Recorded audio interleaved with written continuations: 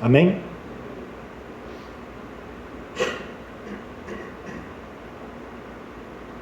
Diz assim: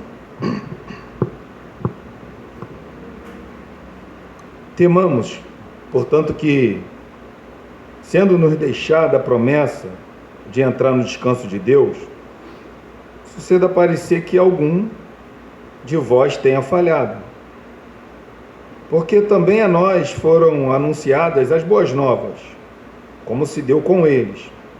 Mas a palavra que ouviram não lhes aproveitou, visto não ter sido acompanhada pela fé naqueles que a ouviram.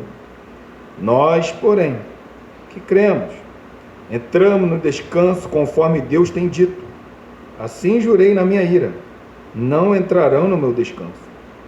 Embora certamente as obras estivessem concluídas desde a fundação do mundo, porque em certo lugar assim disse, no tocante ao sétimo dia: e descansou Deus no sétimo dia de todas as suas obras que fizeram.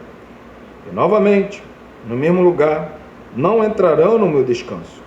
Visto, portanto, que resta entrarem alguns nele e que, por causa da desobediência, não entraram, aqueles aos quais anteriormente foram anunciadas boas novas. De novo, determinou certo dia, hoje, falando por Davi, muito tempo depois, segundo antes fora declarado: hoje, se ouvis a sua voz, não endureçais o vosso coração. Ora, se Josué lhes houvesse dado descanso, não falaria posteriormente a respeito do outro dia. Portanto, resta um repouso para o povo de Deus, porque aquele que entrou no descanso de Deus, também ele mesmo descansou de suas obras, como Deus das suas. Esforcemo-nos, pois, por entrar naquele descanso, a fim de que ninguém caia, segundo o mesmo exemplo de desobediência. Porque a palavra de Deus é viva, é eficaz, é mais cortante do que qualquer espada de 2 gumes, e penetra até o ponto de dividir alma e espírito, juntas e medulas, e é apta para discernir os pensamentos e o propósito do coração. E não há criatura que não seja manifesta na sua presença. Pelo contrário, todas as coisas estão descobertas e patentes aos olhos daquele quem temos que prestar conta. Temos, pois, a Jesus, o Filho de Deus, como grande sumo sacerdote que penetrou os céus. Conservemos firme a nossa confissão, porque não temos sumo sacerdote que não possa compadecer-se das nossas fraquezas. Antes, foi ele tentado em todas as coisas, a nossa semelhança, mas sem pecado. Acheguemo-nos, pois, portanto, confiadamente, junto ao trono da graça, a fim de recebermos misericórdia e acharmos graças para socorro em ocasião oportuna. Vamos orar. Senhor, obrigado, meu Deus. Até aqui o Senhor tem nos ajudado,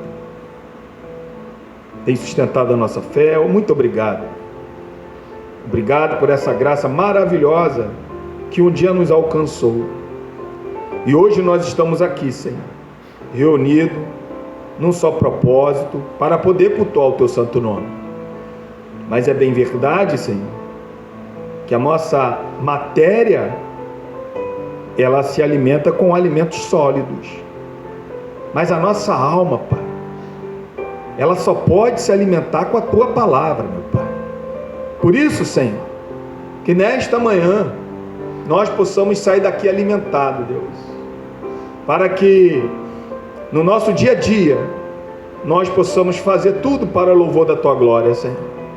Oh Deus querido, se por acaso, meu Pai, entre nós, Senhor, há pessoas que não foram regeneradas, convertidas, Senhor, Deus, o Senhor tem todo o poder, Espírito Santo, para poder regenerar os corações, convertê-los a Ti, Senhor.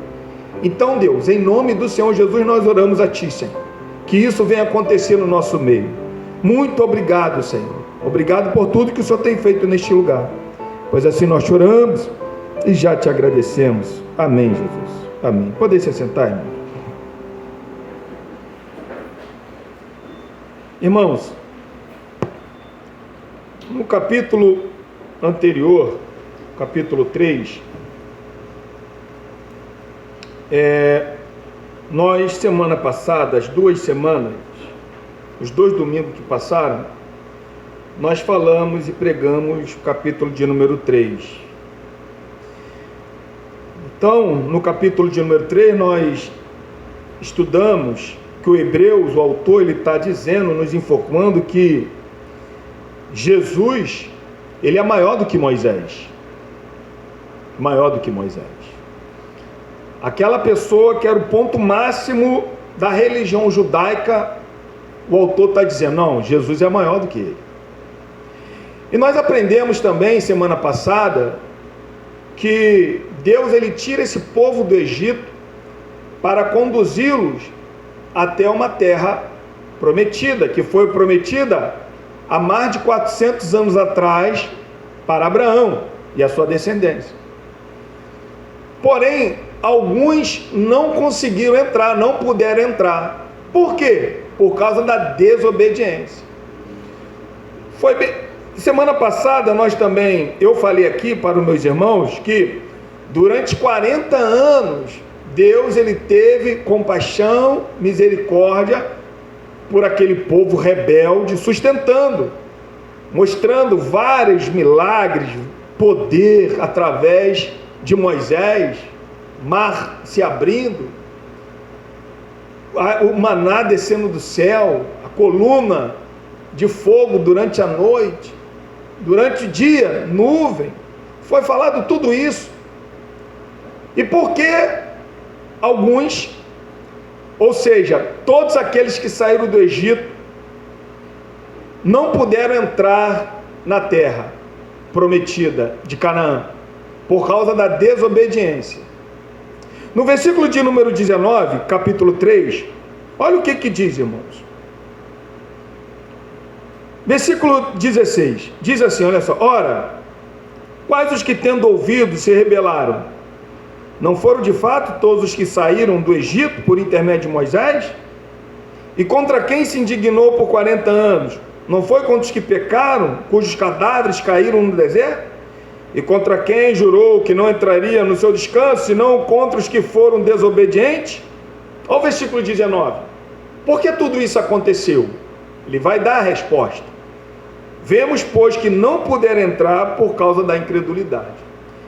Então, o autor, ele está mostrando para os seus irmãos que no passado a história mostrou que somente 2 pessoas que saíram do Egito puderam entrar na terra prometida, somente 2 pessoas, que foi Josué e Caleb.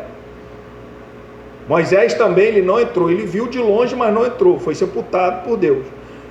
Então, o autor está alertando esse povo, que esse povo estava se apostatando da fé. Esse povo, irmão, esses judeus, o que acontece?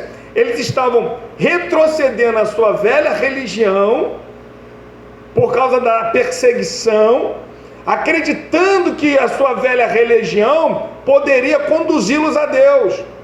E o autor está mostrando até agora que Jesus, ele é superior todos aqueles que faziam parte da antiga religião. Ele está mostrando que Jesus é maior do que o próprio anjo, do que o próprio Moisés, do que a própria lei. Jesus é maior do que todos. E agora? Ele vai mostrar que Jesus, ele não é só maior do que Moisés, mas também maior do que o próprio Arão, que era sumo sacerdote, como também maior do que o próprio sacrifício que Arão fazia. E é isso aqui, é o fundo histórico do capítulo de número 4. Então, quando ele mostra para o povo que o povo não entrou por causa da sua incredulidade, agora ele vai alertar a igreja. Olha o que ele fala para a igreja, para aqueles destinatários ali. Olha só o que ele fala no versículo 1. Temamos, portanto, que sendo nos deixada a promessa de entrar no descanso de Deus, suceda parecer que algum de vós tenham falhado. Ou seja, pela avaliação do autor, dá a entender que tinha pessoas aqui se apostatando e abandonando. Porque ele está falando assim, ó, ei, tomem cuidado vocês. Cuidado. Por que cuidado? Porque alguns estavam se apostatando da fé, alguns estavam rejeitando já o Messias como o Senhor da sua vida. não estavam mais, irmão, garantindo, ou seja, firmando a sua confissão. Eles estavam o quê? Retrocedendo. Então, o autor está falando isso, tenham cuidado. Vocês aí tomem cuidado com isso. Olha no versículo de número 2. Porque também a nós foram anunciadas boas novas, como se deu a eles, visto não ter sido acompanhada, eles não ouviram, mas a palavra que ouviram não lhe aproveitou, visto não ter sido acompanhada pela fé naqueles que ouviram. Ou seja, o povo no Egito, eles receberam essa promessa. Deus falou que ia conduzi-los até uma terra prometida. Porém, o que o autor está falando é que quando eles receberam essa palavra, através de Moisés e através da tábua que foi escrita por meio de anjo, o que eles acreditavam, aquilo ali não foi acompanhada com fé, acreditando, não. Eles se tornaram rebeldes nas palavras de Moisés. Eles se tornaram rebeldes naquele mandamento que Deus deu, nos 10 mandamentos que Deus deu ali no Monte Sinai. Eles se tornaram rebeldes. E o que eu estou falando? Olha, tomem cuidado. Eles receberam a mesma promessa, ou seja, as boas obras. Que boas obras é essa? A terra prometida. O que nós recebemos hoje também é uma cidade terrena?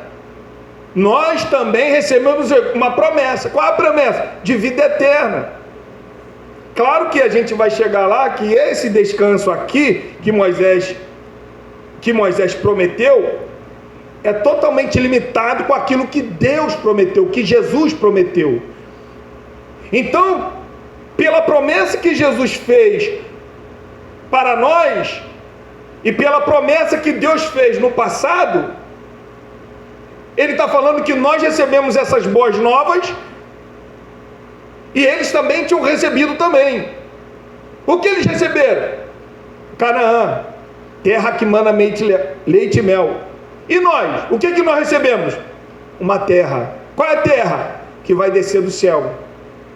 A nova Jerusalém, que está preparada para nós. Então o autor está falando para nós, hoje nós, termos também cuidado. Por quê? Porque a palavra que foi falada por nosso Senhor Jesus Cristo, as palavras que foram transmitidas através dos apóstolos, nós temos que agarrar com todas as nossas forças. Nós temos que aceitar essa palavra por meio da fé. Porque nós temos os exemplos do que aconteceu com aquele povo que saiu do Egito. Não entraram. Por que não entraram? Por causa da desobediência e da sua incredulidade. No versículo de número 3, já que num ele fala temamos, no versículo 3 ele vai falar assim: nós porém que cremos. Nós que cremos. Olha o que o autor está dizendo. Nós que cremos nessa promessa. Eu e você que cremos na promessa que Cristo fez. Nós que cremos naquilo que a palavra diz. Nós que cremos. Nós que professamos o nome do Senhor Jesus Cristo. Nós que cremos. Não é assim. Porque nós cremos. E se nós cremos, essa palavra de não entrar não tem crédito para nós, porque nós cremos. E nós temos que crer até o fim. Porque ele continua falando no versículo 3, nós que cremos, entramos no descanso. É bem verdade que nós ainda estamos aqui, mas também nós já estamos lá, porque o elo de ouro de Romanos capítulo 8, ele vai trazer essa informação. Nós que fomos chamados, predestinados, justificados e glorificados. Deus já vê a sua igreja lá. Mas e nós? Estamos aqui. Cristo me salvou, eu já estou lá, a igreja já está lá. Mas e nós? É isso que o autor está dizendo? Nós continuamos aqui. Por que eles não entraram? por causa da desobediência. Versículo de número 6. 5, olha o que diz: e novamente no mesmo lugar, não entrarão no meu descanso. O próprio nome já diz, irmão, descanso de quem? De Deus. As pessoas acreditam que quando se fala descanso, já viu quando você tira férias? As pessoas acreditam que quando Deus ele criou, formou toda a sua criação durante os 6 dias, o 7º fala assim, Deus descansou. As pessoas acreditam que Deus cruzou os braços. Não é, esse não foi o descanso de Deus. E esse também não será o nosso descanso na glória. Descanso de Deus não é inatividade. Jesus, quando foi interrogado pelos fariseus, Jesus falou assim, o meu pai trabalha até agora. Então como que eu posso acreditar que o descanso de Deus era algo que ele ia cruzar os braços, ia ficar imóvel, não fazer nada? Não, o descanso, irmão, tanto o descanso de Deus como o descanso bíblico nosso, é descanso para a gente desfrutar. É o desfrute. Deus ele criou a sua criação durante 6 dias, depois ele foi desfrutar da sua criação. É o que nós fazemos. Você trabalha durante um ano, na tua esfera o que você vai fazer? Vai desfrutar. A gente trabalha durante a semana, no domingo o que a gente vai fazer? Vai desfrutar. E como que a igreja desfruta? Se reunindo para poder adorar a Deus. Esse é o desfrutar cristão. E no versículo de número 6, diz assim, olha: visto, portanto, que resta entrarem alguns neles e que, por causa da desobediência, não entraram, aqueles aos quais anteriormente foram anunciadas as boas novas. A partir da história, irmão, o leitor sabe muito bem que Caleb e Josué entraram. Os judeus sabiam aquilo. Eles entraram. Mas o texto vai falar que alguns entraram, mas outros também não entraram. Alguns estão entrando e outros não estão entrando. Alguns entram e outros não entram. Isso é injustiça da parte de Deus? Se Deus ele está conduzindo um povo para poder entrar, uns estão entrando e outros estão voltando para trás, não estão entrando, será que isso é injustiça de Deus? É o que o texto está dizendo. Visto, portanto, que resta entrar alguns, e que por causa da desobediência não entram, aqueles os quais anteriormente foram anunciadas boas novas. O que o texto está dizendo? Pessoas estão entrando. Pessoas estão entrando no descanso de Deus, e outros não estão entrando, irmão. Por quê? Por causa da desobediência. Pessoas que ouviram a promessa, pessoas que ouviram o evangelho, mas não estão entrando, como aconteceu lá no passado. Não entraram, ouviram a promessa, viram todo tipo de milagre, e como eu falei semana passada, esse povo judeu aqui, eles viram também o poder de Deus na vida dos apóstolos. Eles ouviram também o que os apóstolos estavam fazendo, porque o próprio autor fala que através do poder Deus estava dando testemunho. Era Deus que estava autorizando todos aqueles milagres. E esse povo aqui viram. E tinha povo entrando, mas tinha povo também que não estava entrando. E o texto está dizendo, alguns entram, outros não entram.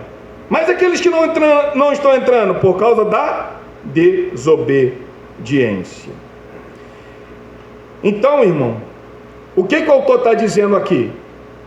Que a promessa, ela continua.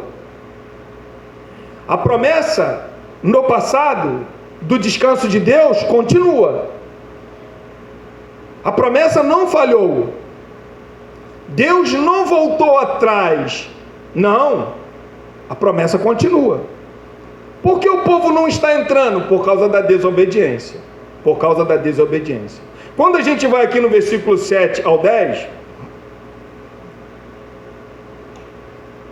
7 ao 10,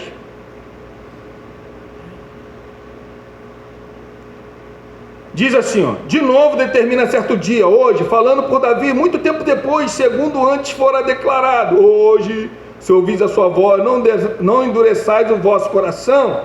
Ora, se Josué lhe houvesse dado descanso, não falaria posteriormente a respeito do outro dia. Portanto, resta um repouso para o povo de Deus. Porque aquele que entrou no descanso de Deus, também ele mesmo descansou das suas obras, como Deus das suas. Irmãos, quanto tempo se passou quando Davi, ele faz esse louvor, ele faz essa oração hoje, se ouvis a voz do Senhor, não endureçais o vosso coração, como foi lá na provação do deserto, na provocação do deserto. Se passaram muitos anos. Davi já estava com o seu reino estabelecido. Já tinha conquistado. A parte que Josué não conquistou, Davi ele conquistou. Davi ele expandiu o reino de Deus. Do norte ao sul, Davi conquistou. Aí Davi agora está falando assim, olha, hoje, ele está voltando lá no passado. Ele está dando exemplo. Peraí, mas que exemplo ele está dando? Se no passado a promessa foi falada e ele estava naquela terra que Deus tinha prometido. Davi já morava na terra de Canaã. E agora Davi falando assim, ó, hoje eu ouvi a sua voz, não endureçais o vosso coração, como aconteceu lá na provocação do deserto. Peraí, mas se Davi já estava na terra que Deus tinha prometido, que outro descanso é esse então? Que o autor está mostrando que foi revelado para Davi, que não era aquela terra ali, era outra terra, era outro descanso. O autor ele continua falando. Olha só no versículo de número 8. Se Josué lhe houvesse dado descanso, não falaria posteriormente a respeito do outro dia. Quem fez o povo, irmão, passar pelo rio Jordão, derrubar Jericó e entrar na terra foi quem? Foi Josué. E o que o autor está dizendo? Se Josué tivesse dado aquela terra, o descanso, Davi não falaria disso já na terra de descanso. Não é essa terra, não é esse repouso. O repouso que Josué conquistou para o povo, que Davi estava desfrutando, e Deus traz uma revelação a Davi, é algo superior. Se Hebreus está nos mostrando que Jesus ele é superior a anjo, a Moisés, a lei, a tudo, o autor está nos mostrando também o que o Jesus conquistou é maior do que o Josué conquistou. Josué ele conquistou algo físico. Cristo conquistou algo eterno. Josué conquistou algo limitado. Cristo conquistou algo ilimitado. Josué conquistou algo temporal. Cristo conquistou algo atemporal. Não terá fim. Se o Hebreus estava achando que, os judeus estavam achando que o seu descanso seria ali, O autor está falando que não. O nosso descanso não é aqui. O que Josué conquistou, do povo não ser mais nômade, mas ter um lugar físico, uma terra física, é aqui. Mas a nossa morada, a nossa eternidade não é aqui. Cristo conquistou isso. Olha o versículo de número 10, irmãos. Porque aquele que entrou no descanso, pessoas estão entrando no descanso. Ele acabou de falar isso no versículo de número 6, que tinha pessoas entrando e outras pessoas que não estavam entrando. E ele está falando aqui no versículo 10, olha, pessoas estão entrando no descanso, aqueles que entraram no descanso, descansou das suas obras. Quem são essas pessoas? Aquelas pessoas que estavam morrendo, as pessoas que estavam confessando a sua fé até o momento da sua morte, porque martírio é isso.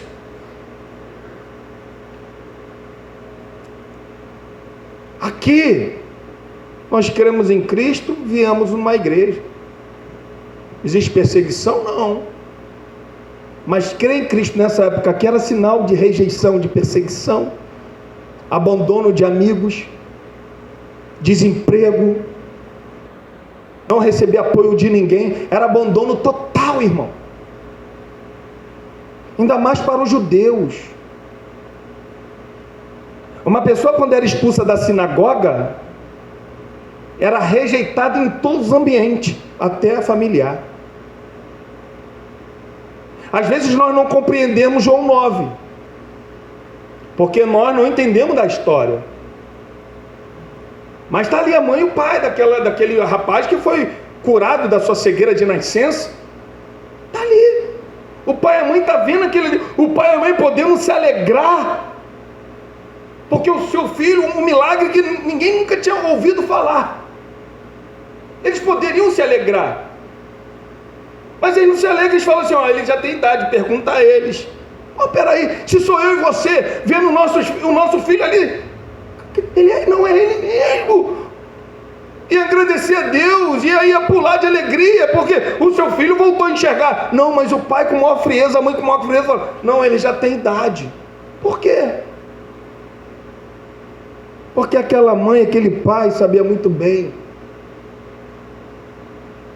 se eles confirmassem aquele milagre, o pai e a mãe seriam expulsos da sinagoga. E ser expulso da sinagoga para os judeus era rejeição total, morreria de fome. Aquela mulher ia se prostituir, o pai não teria emprego. Era isso. Naquela época, aceitar Cristo, era isso aí que acontecia. E o que estava acontecendo? Muitos estavam morrendo, mas confessando Jesus. O autor está dizendo no versículo 10, porque eles estão entrando, e esses que estão entrando estão descansando das suas obras, como Deus descansou das suas. Agora o autor está dizendo, não, eles estão desfrutando daquilo que eles confessaram até o fim. Claro, irmão, é bem verdade que muitos negaram a fé. Muitos. A gente tem livros aí falando de heróis da fé, mas muitos negaram a fé.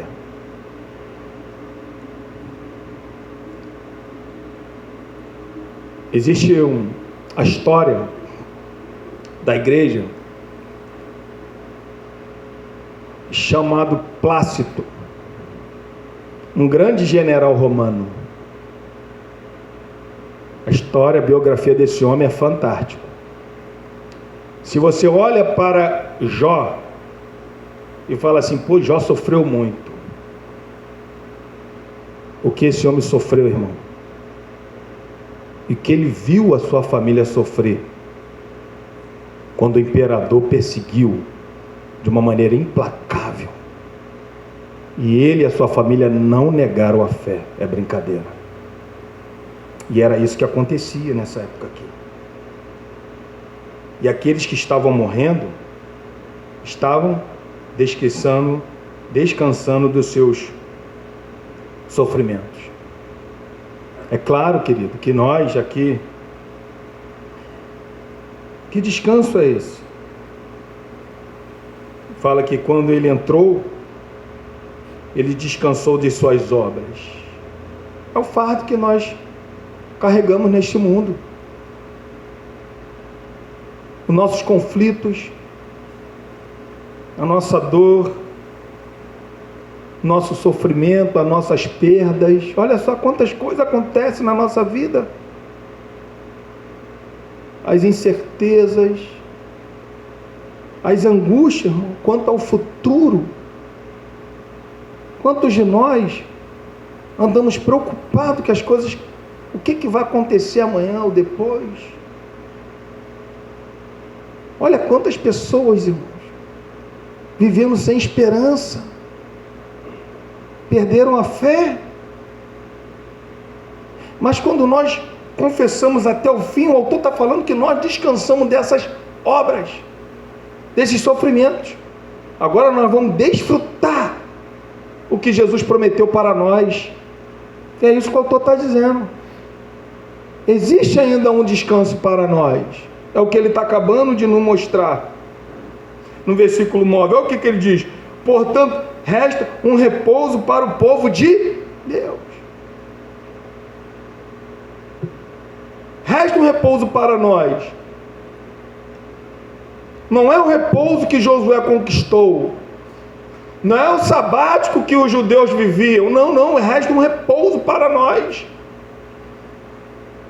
Se resta um repouso para nós, se nós temos já todos os exemplos que aconteceu com o povo de Israel, o que aconteceu com eles, olha o que o autor vai mostrar novamente para nós.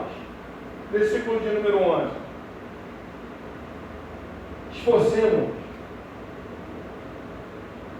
Esforcemo-nos, pois, por entrar naquele descanso.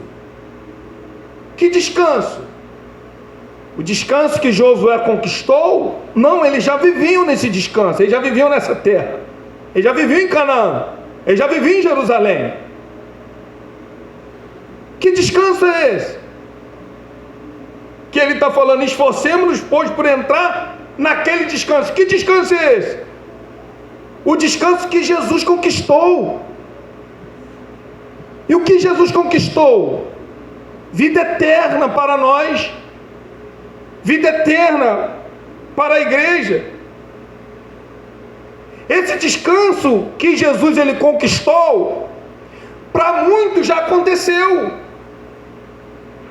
Porque o versículo de número 10 está dizendo que as pessoas entraram e descansaram das suas obras. Mas para nós que estamos aqui, para eu e você, esse descanso ainda não aconteceu, irmão.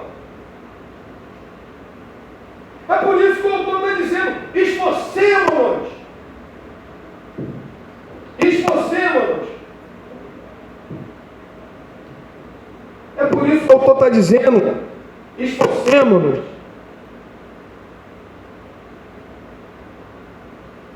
Para entrar onde? Naquele descanso. Quando ele fala aqui esforcemo-nos, ele está falando para a gente se esforçar de uma maneira séria.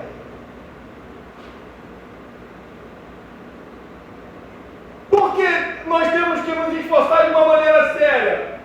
Porque esse esforço e esse descanso que nós vamos entrar, ele necessita e ele vale que nós tenhamos ou praticamos todos os nossos esforços para poder entrar. Entrar naquele descanso. Quando o autor está falando esforcemo-nos, quando o próprio Jesus ele falou, o caminho que conduz para a vida eterna é porta estreita. Se o autor está dizendo esforcemo-nos, é coisa fácil.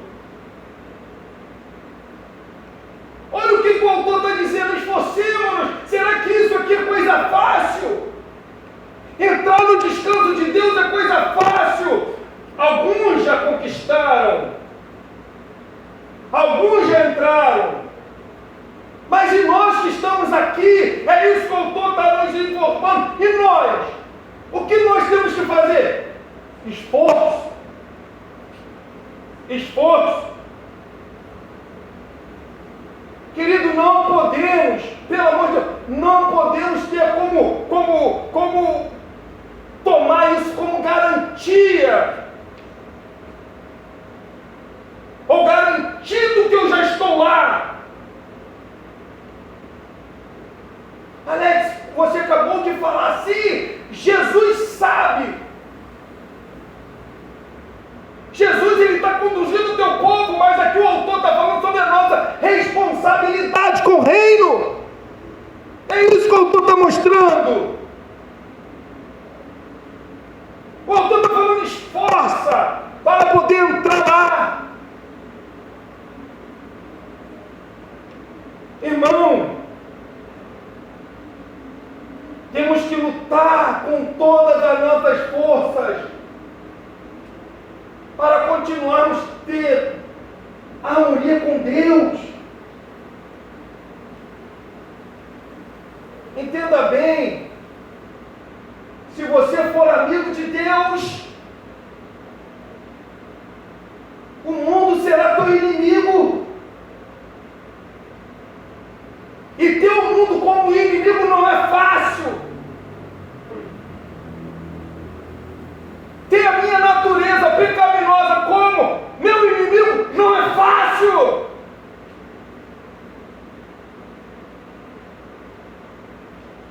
É renúncia. É aquilo que você fazer não pode fazer mais, querido. É transformação de vida, de atitude, de ética, de moral. Hoje você olha para pessoas que têm ímpios, que parece que realmente eles são crentes, e quando crente, parece que são ímpios. Uma vez eu estava conversando com os irmãos, os caras, muito tempo que eu não a vi, conversando, os caras com uma brincadeira segundo as intenções, sabe? Falei, irmão, isso é cachorrice. A gente não pode brincar assim não, cara.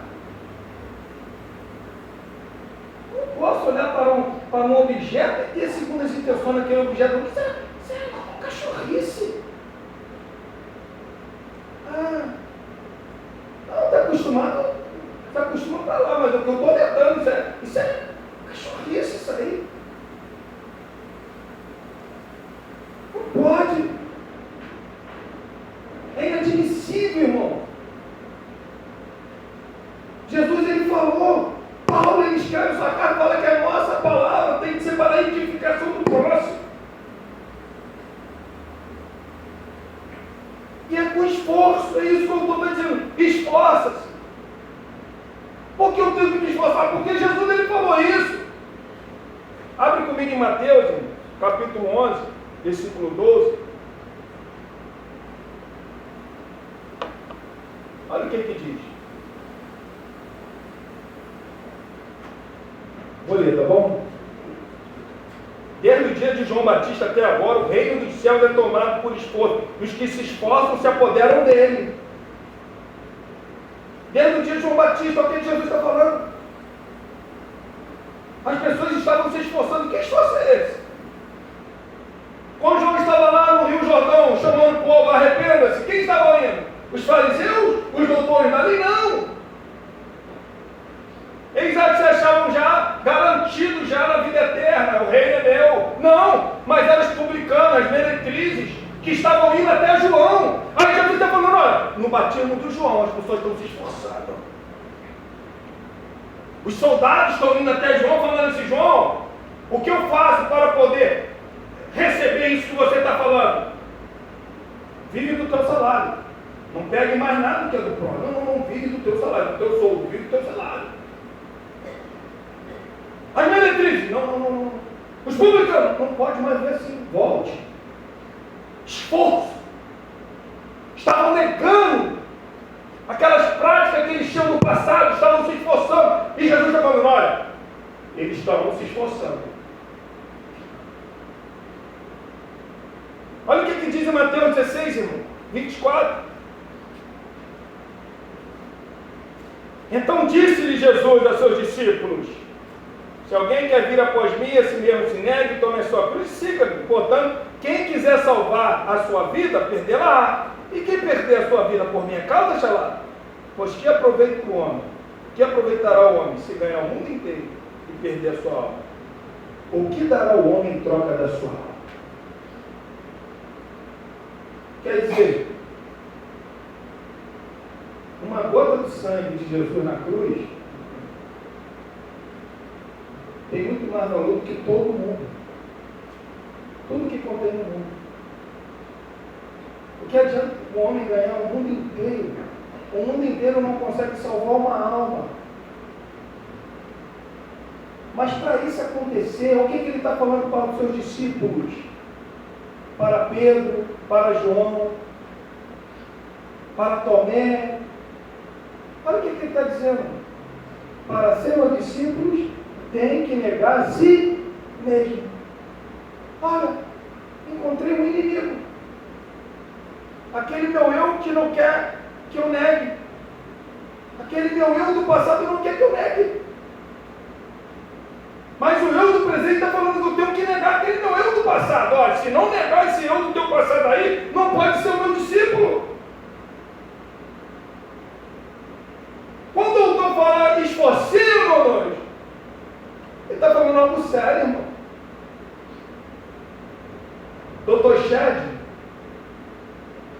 um dos grandes homens que viveu aqui, ele fala que às vezes nós pode ser que nós estamos estudando livros de grandes teólogos, mas que esses teólogos não foram para a vida eterna. Olha o que o homem fala. A filha do Dr. Shedd, uma vez, ela dando informação do pai, ela falou que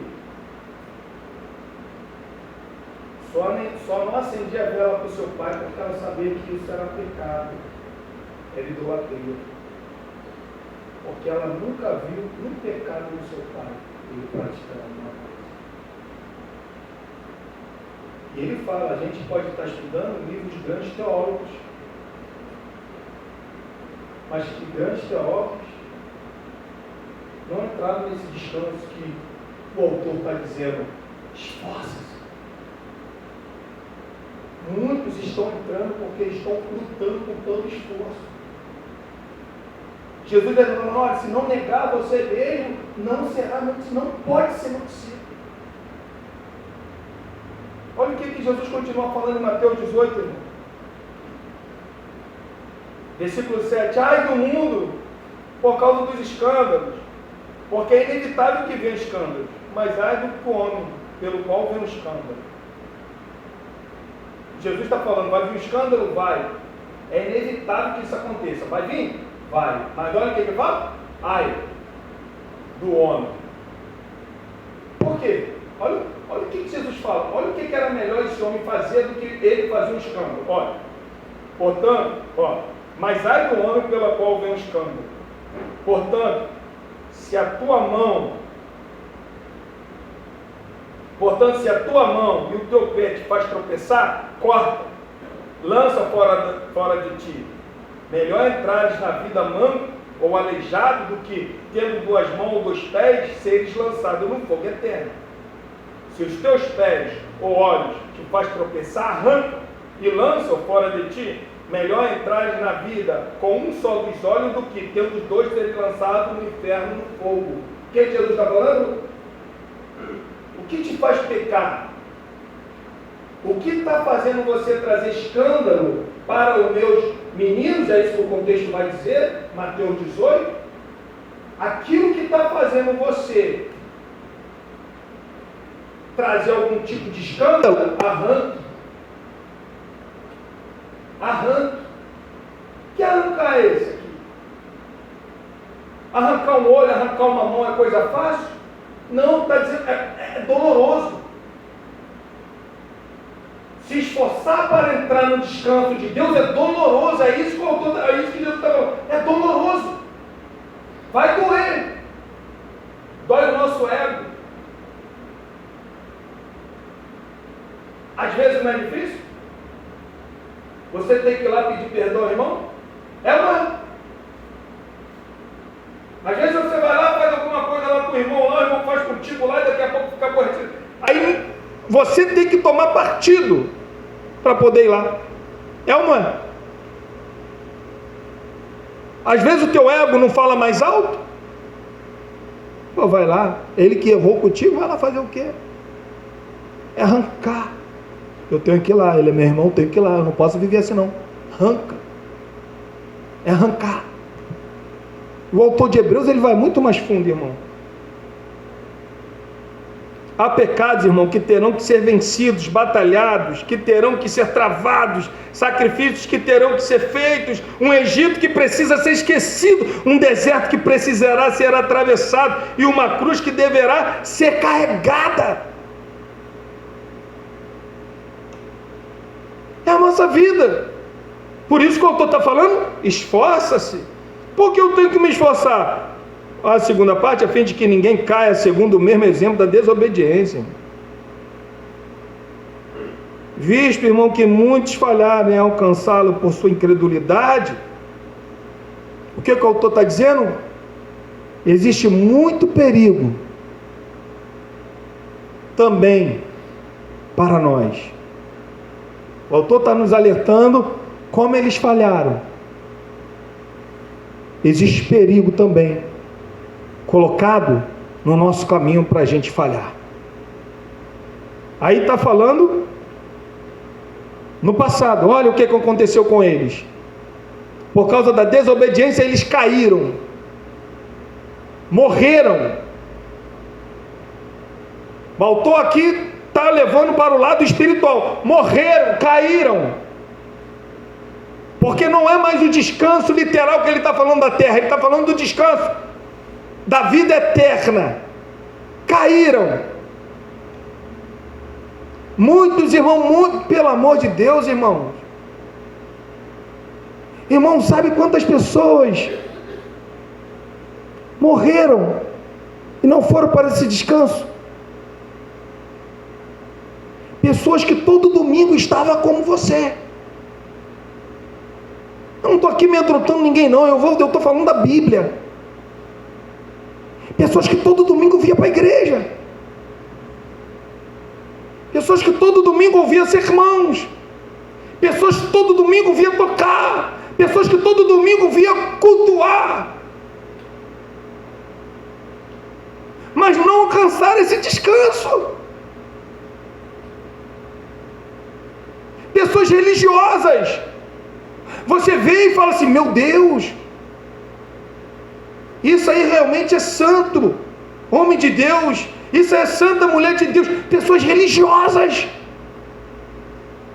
por fora mostra toda a aparência que é realmente de Deus, mas por dentro Jesus fala que é como sepulcro caiado, ossos fedidos. É isso que o texto está dizendo, esforcemos, irmãos. Não é somente aparência, mas é aquilo que está no teu coração, querido. É como você vê Deus.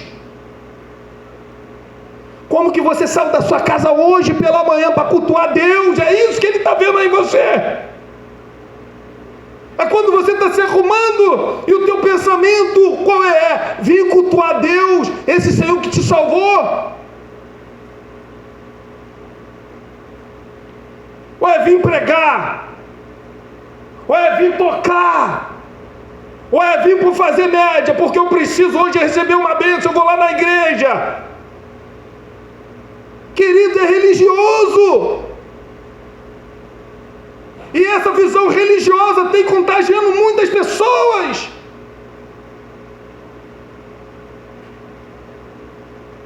Olha o que Jesus ele fala, irmão. Mateus 7:22.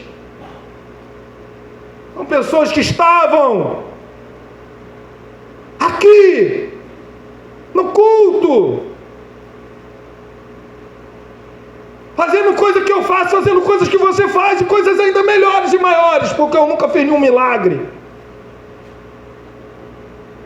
Pessoas que você olha e fala assim: meu Deus, esse camarada já está no céu. Mas não é isso que o texto diz. Olha o que o texto diz, querido.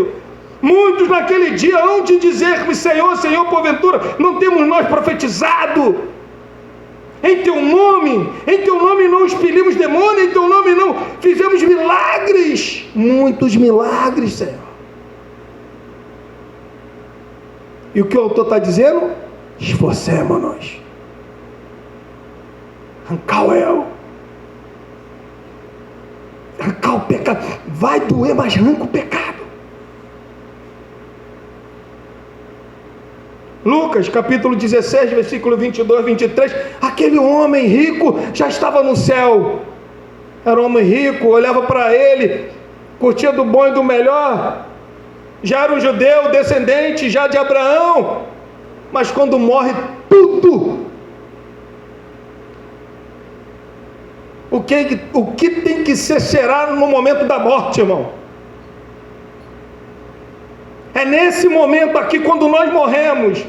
É isso que Jesus está dizendo. Pessoas que olhavam e falavam assim: não, Lázaro é o quê? Um mendigo, isso aí é amaldiçoado por Deus. E quando viu o rico, descendente de Abraão, não, isso aí é próspero de Deus, o reino de Deus já faz parte dele, ele vai morrer, já está no céu esse homem aí. Olha o que acontece quando os dois morrem. Meu Deus, olha o que acontece quando os dois morrem. Acontece, versículo 22, Lucas 16, 22. Aconteceu, morreu o mendigo e ser levado pelos anjos para o seio de Abraão. Morreu também o rico e foi sepultado. No inferno, estando em tormentos, levantou os olhos e viu de longe Abraão e Lázaro no seu seio. Momento da morte. Você sabe quanto que você vai morrer? Rapaz, eu vejo quando tem atores aí que morrem, aí depois vem à tona como que foi o seu dia anterior. As pessoas falam assim: fulano de tal estava bem, não estava sentindo nada, dormiu tranquilo, de repente acordou, foi para o hospital, morreu. Por isso que Hebreus está dizendo: hoje, se ouvis a voz do Senhor teu Deus, não endureçais o vosso coração. Não é amanhã, é hoje. Esse pastor está preocupado com a igreja hoje, no momento da morte, irmão. Quando o rico estava lá em tormento, Senhor, manda pelo menos Lázaro, molhar o seu dedo, e a gotinha que cair do seu dedo molhar a minha língua, porque aqui eu estou em tormento. Não tem como Lázaro passar para aí, e nem vocês daí para cá. Não. Senhor, mas pelo amor de Deus, eu tenho uma família lá, deixa eu ir lá falar para minha família. O que o autor está dizendo? O que Jesus está contando? Que a família desse homem estava na mesma situação que ele, e que o rico sabia, depois da morte, para onde que os seus familiares iam. Deixa eu ir lá contar para eles. Não, eles têm profeta e o Moisés, profeta e lei. Se eles não ouvem, profeta e a lei, eles vão acreditar numa pessoa que foi lá, que já morreu? Muitos religiosos, irmão. E o que o texto está dizendo? Eles caíram. Versículo de número 12. A palavra de Deus, porque a palavra de Deus é viva. Olha o que o texto diz, irmão. Ela é viva e eficaz. É mais cortante do que qualquer espada de dois gumes. E penetra até o ponto de dividir alma e espírito, juntas e medulas, e há para discernir os pensamentos e o propósito do coração. A palavra de Deus é que dá vida. Ela é imutável, irmão. Ela é eficaz, ou seja, ela é ativa. É a palavra de Deus. Por que ela é como espada? Porque ela fere o nosso coração. O dia que eu saio mais feliz da igreja, o dia quando eu estou estudando meus sermões para poder ministrar, que eu saio mais feliz é quando eu vejo que aquele texto ali cortou meu coração. Quando eu olho, eu falo assim, meu Deus, eu vou pregar isso, mas eu tenho que mudar, meu Pai. Isso está falando contra mim, Pai, eu tenho que mudar. Texto que você, irmão, você tem que sair da igreja, não porque profetizaram na tua vida que você vai receber algo grande, não. Tem que sair feliz, porque fala, Senhor, como que essa palavra ardeu no meu coração, eu preciso mudar. Porque mudança é esforço, irmão. É se esforçar, isso é mudar. A palavra de Deus, ela é viva, ela é como espada de dois gumes. Uma espada de dois gumes, ela tem a facilidade de atravessar, porque ela é lisa, ela corta dos dois lados. Todos os arsenal naquela época tinha essa espada. Ela entrava, a ferida, ela feria dos dois lados. Espada. Mas o que a palavra de Deus, ela é viva. Irmão, presta atenção, ela é viva. A palavra de Moisés era viva? Era viva. Por que a palavra de Moisés era viva? Porque ele falava o que o Senhor mandou ele falar. Era viva. Viva. E ela tem poder, ela é eficaz, ela é poderosa. Entenda bem o que eu vou falar para os meus irmãos. A palavra de Deus, quando ela é pregada, ela tem dois objetivos, duas funções, ou dois propósitos. O primeiro, abrir o coração. O segundo, fechar o coração. Tem pessoas que vão ouvir a palavra e vão receber a palavra, mas pessoas que vão ouvir a palavra e vão fechar o seu coração. Por quê? Ela tem esses dois propósitos. Ela é viva, ela tem poder, ela vai lá onde que ninguém consegue ir. É isso que o texto está dizendo. Ela vai lá, ela vai na alma, ela vai discernir o propósito. Olha o que o texto está dizendo. Ela vai discernir o propósito do coração, os nossos pensamentos. Que faz? É a palavra. É a palavra.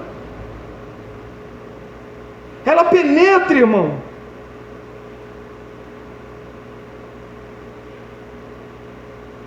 O que o texto está dizendo aqui? Versículo 12, que ela penetra. Não podemos escapar da observação de Deus. É isso que o texto está dizendo. Toda falta de sinceridade, descrença, hipocrisia, são detectadas por Ele, porque ela tem esse poder. É por isso que no versículo de número 13 ele vai falar, ó, não há criatura que não seja manifesta na sua presença. Pelo contrário, todas as coisas, irmão, estão descobertas e patentes aos olhos daquele quem temos que prestar conta. Todas as coisas. O que significa o texto, o versículo de número 13? Não existe invisível, escondido, fora de vista, tudo está exposto diante de Deus. Tudo. A verdade de Deus é penetrante e é perspicaz. Os verdadeiros pensamentos e intenções, irmão, do coração serão trazidos à luz. E se houver insinceridade e auto-engano, não haverá esperança de fuga para essa pessoa. Não haverá. É impossível ao homem esconder seus motivos pecaminosos nos cantos escuros do seu coração. É impossível. Você, o pecador, ele pode esconder, ele pode ter os seus pecados secretos, pode esconder dos homens. Mas, querido, diante de Deus, tudo será revelado e descrito. Não será, é. E o que o texto está dizendo? Nós temos que nos esforçar. O lado interior. Porque Cristo, Ele vê o lado obscuro da minha alma. Michele dormiu comigo esta noite. Dorme comigo durante 28 anos. Quando ela falou isso, eu falei assim: Michele, estou muito tempo junto contigo, cara. Conversando, falei: cara, é isso mesmo. Ela fez uma conta lá, 28. Então, 28 anos eu dormindo com ela. Mas ela não conhece o meu coração. Eu não conheço o coração dela. Mas Deus, Ele conhece. Eu não conheço o pensamento dela, mas Deus conhece.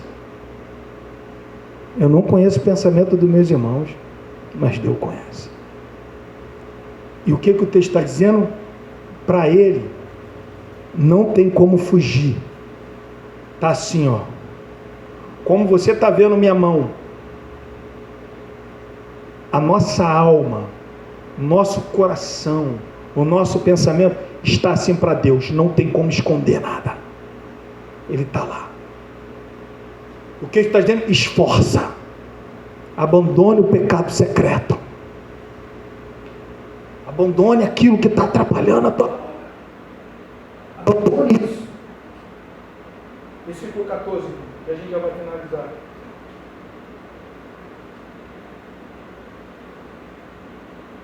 Depois fala para o pastor Rocha. Porque ele falou para mim: Alex, prega o capítulo 14 para a gente ficar igual, porque estão um capítulo lá, então um texto na minha frente lá. Tendo, pois, a Jesus, o Filho de Deus, como grande sumo sacerdote, que penetrou os céus, conservemos firme a nossa confissão. Olha o que é que o texto diz no versículo 14. Se Jesus, ele já é o grande sumo sacerdote, Jesus, ele é superior a Arão, ele é o grande, ele não é somente o sacerdote, não. Ele é o grande sumo sacerdote. E esse grande, olha só, irmão, se eu tenho dificuldade, se eu estou tentando me esforçar, e eu estou tendo dificuldade, se no momento da tribulação eu tenho negado a Jesus, se no momento da tentação eu tenho negado a Jesus, se no momento dos meus pensamentos, da intenção do meu coração, que não condiz o que a Bíblia manda, e assim eu nego Jesus, olha o que o texto está dizendo no versículo 14. Jesus, o Filho de Deus, ele é o grande sumo sacerdote. O que é um grande sumo sacerdote?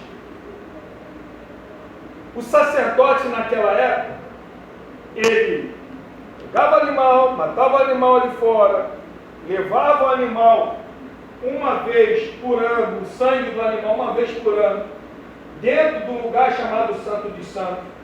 Ele atravessava o primeiro lugar santo e segundo, passava pelo véu para entrar no lugar santo dos santos, aonde que ficava o que? A arca.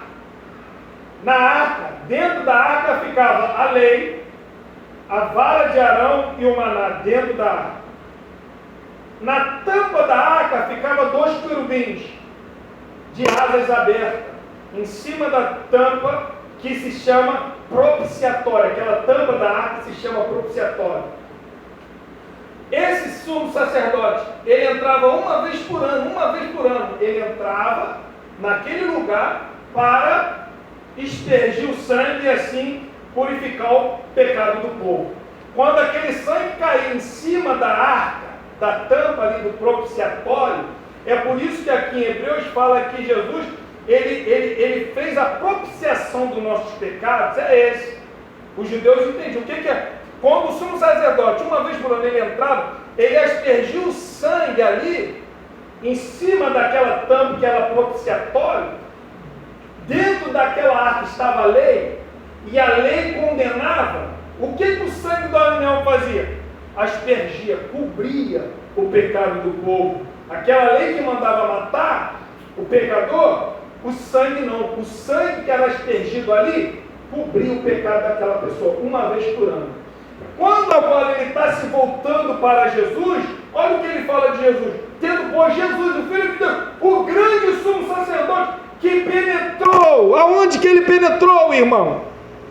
O sumo sacerdote Arão, ele penetrou o véu, ele passou pelo véu. Jesus, ele penetrou aonde? Ele penetrou a barreira que estava entre nós e Deus. Esse céu aqui, ele penetrou. Olha o que o texto está dizendo. Jesus, ele penetrou os céus. Ó, entenda bem. O Arão, o sumo sacerdote, ele entrava no lugar santo dos santos uma vez por ano e pouquíssimo tempo ele ficava lá dentro. O texto está dizendo que Jesus, ele penetrou, não o véu, ele penetrou o céu. Ele hoje está sentado à destra de Deus, mas não por pouco tempo, eternamente. Ele está lá. Se ele está lá, os hebreus poderiam estar entendidos assim, olha, ele foi lá, ele foi assunto aos céus, ele está lá. E nós que estamos aqui passando por esse problema, aqui, essa perseguição, esses religiosos serem perseguidos, e o que está acontecendo? Ele está lá, ele está sentado lá. O que está acontecendo? Olha o que eu estou falando no versículo 15. Porque não temos sumo sacerdote que não possa compadecer das nossas fraquezas, irmão. Deixa eu falar uma coisa. A pessoa está na igreja, ela se afasta, porque o seu coração estava inclinado para poder se afastar. Porque se ela pede socorro, olha o que o texto está dizendo. O nosso Jesus, ele se compadece das nossas fraquezas. Paulo, ele vai falar isso lá em 1 Coríntios capítulo 10, versículo 13. Não existe prova maior que nós não podemos suportar. Fiel é Deus que juntamente com aquela prova não dará uma porta de escape. Então, peraí, não tem. No momento que eu me prostrar, Jesus, ele vai se compadecer, porque ele foi tentado em tudo, mas sem pecado. É o que o texto está dizendo. Qual é a diferença entre nós e Deus? Entre nós e Jesus? A única diferença é que ele foi tentado sem pecado. Nós somos tentados pela nossa própria cobiça. E ele ainda vai lá e se compadece de nós. Qual a diferença? A diferença é que a nossa tentação não foi tão intensa como a de Jesus foi. A tentação que Jesus ele suportou e passou sem pecado foi intensa. Ali, Satanás tentando ele, do início ao fim, religiosos, discípulos traindo. Olha o que Jesus sofreu, irmão. Na cruz, desce da cruz, vamos mais acreditar em ti. Olha o que Jesus passou. E o texto está dizendo que ele compadece de nós, das nossas fraquezas.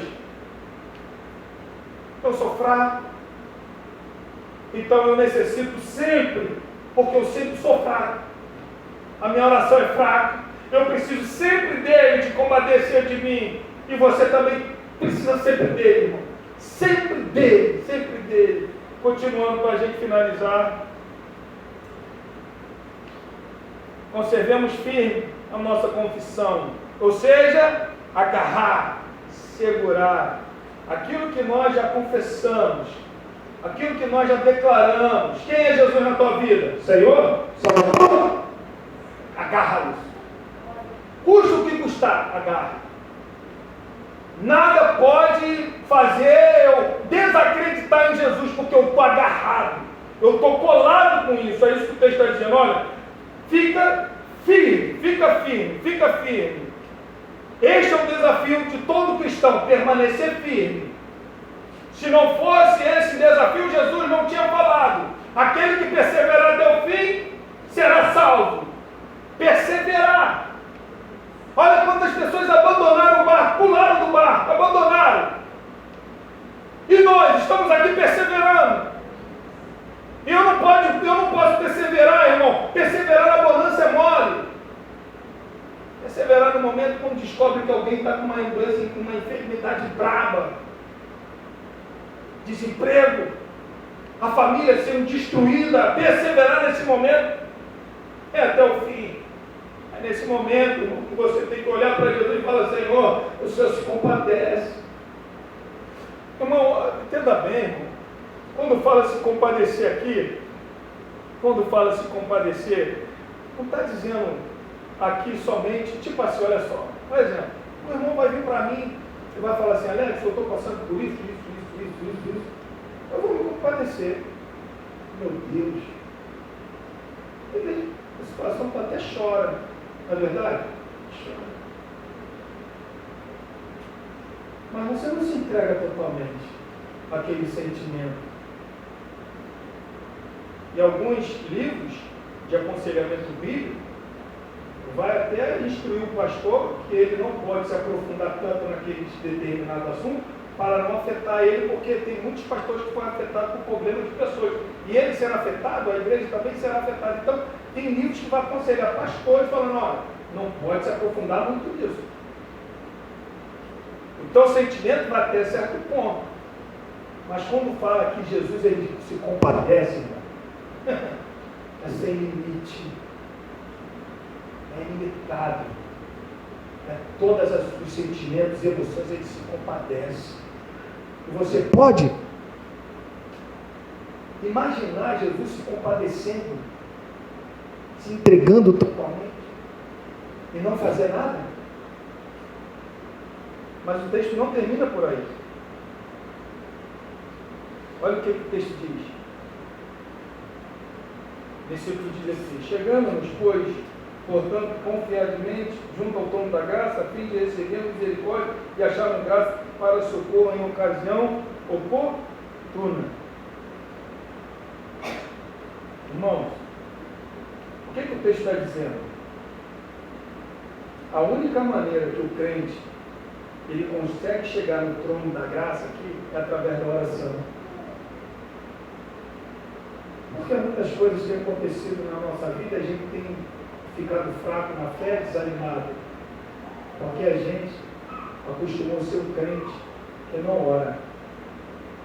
Naquela época, o sinal de uma conversão era o crente, era a oração de um crente. Quando Ananias ele foi perguntando, Jesus foi falar para Ananias: vai lá em Saulo. Senhor, ele vai matar? Não vai matar não, ele está orando. Vai lá, ele está orando. A conversão te inclina para você ter uma vida de oração.